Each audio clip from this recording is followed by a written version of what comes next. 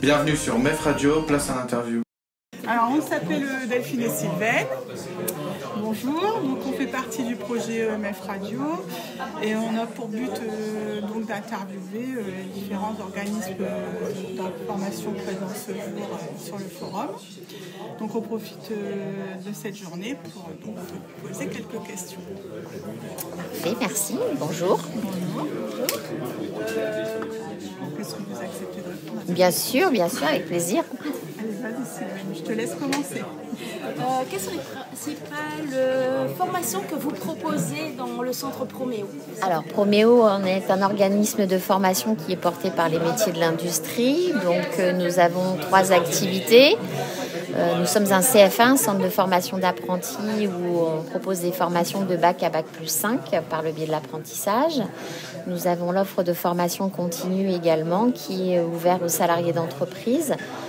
Mais également toute une panoplie d'offres de formation ouvertes aux demandeurs d'emploi, sous financement région notamment. Et en moyenne, quelle est la durée des formations et est-ce qu'il y a des périodes en entreprise pendant les temps de formation? Alors si nous sommes sur de l'apprentissage, si on part sur de l'apprentissage, exemple un bac en apprentissage, on part sur 2 voire 3 ans avec une alternance qui est d'une semaine en entreprise, une semaine en centre de formation. Donc avec un statut salarié, puisque nos jeunes sont salariés d'entreprise.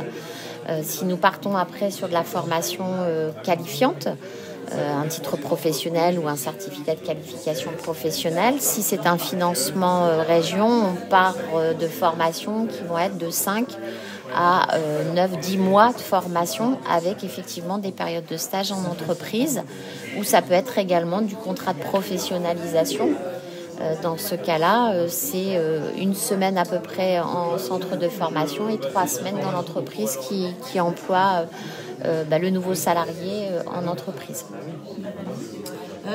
Comment peut-on financer la formation? Est-ce qu'il y a le compte CPF, Pôle emploi Alors aujourd'hui, effectivement, nous sommes sur des formations soit financement région, soit des formations qui sont éligibles au CPF. Donc un individu peut aujourd'hui s'autofinancer sa formation par le biais de son CPF ou par Pôle emploi, enfin France Travail.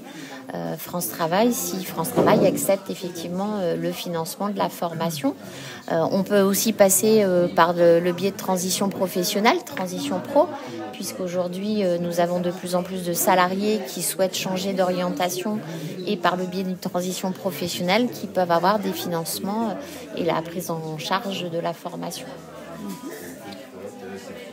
Et est-ce que tu connaissez à peu près le taux de réussite après l'insertion, déjà aux formations diplômantes et après au niveau de l'insertion professionnelle? Alors, mais difficile de vous donner un chiffre parce que tout dépend des formations, tout dépend quel type de formation. Si on parle d'apprentissage, généralement, il y a 2 possibilités. Soit le jeune qui est en apprentissage va être gardé dans son entreprise, il y a un CDI qui va lui être proposé. Mais ça peut être aussi un jeune qui souhaite continuer à monter en compétences et aller par exemple sur un BTS. Donc soit il a la possibilité d'être accompagné par son entreprise par rapport aux tâches qui vont lui être confiées, soit il change d'entreprise pour aller valider un BTS. Mais par exemple, après sur du contrat de professionnalisation, c'est pareil, il y a un taux d'insertion professionnelle qui est élevé, puisqu'une entreprise qui va passer du temps à former quelqu'un par le biais d'un contrat pro, l'objectif c'est de garder l'individu, le salarié derrière en CDI. Après sur les formations financées par la région, ça va dépendre aussi du présentéisme, du taux de présence de l'individu, du salarié, du demandeur d'emploi sur sa formation. Forcément, quelqu'un qui est présent, qui s'implique pendant sa formation, il y a un taux de retour à l'emploi qui est très très élevé et qui généralement se fait aussi via le stage qui a été effectué. Sylvaine, qu'en penses-tu? Je vous remercie énormément d'être venu, de nous avoir répondu à nos questions. Je vous avoir accordé un petit peu de temps. C'est très gentil. C'était très bien. Avec plaisir. Merci à vous. Bonne journée. Bonne journée.